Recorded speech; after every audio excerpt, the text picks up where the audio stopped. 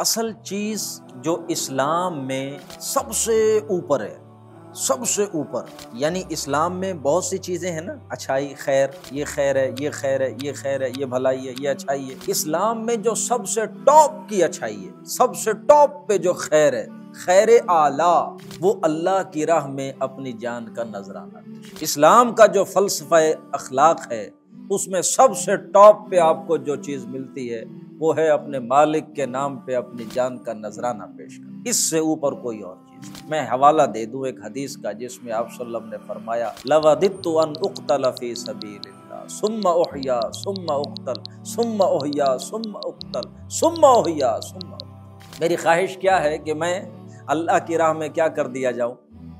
قتل کر دیا جاؤں، پھر مجھے زندہ کر دیا جائے، پھر مجھے زندگی ملے، پھر قتل کیا جاؤں، پھر زندگی ملے، پھر قتل کیا جاؤں اللہ کی راہ میں۔ اس سے زیادہ محبوب ایک بندہ مومن کو اور کوئی شے نہیں ہے کہ وہ اللہ کی خاطر اپنی گردن کٹوائے، اپنی جان کا نذرانہ پیش کر۔ اللہ تو چاہتا ہی ہے، انسان کو بنایا اس لیے گیا۔ صرف سجدے چاہیے ہوتے تو فرشتے اور کیا کام کر رہے ہیں، صرف تسبیح چاہیے ہوتی تو وہ تو کائنات کی ہر شے کر رہے۔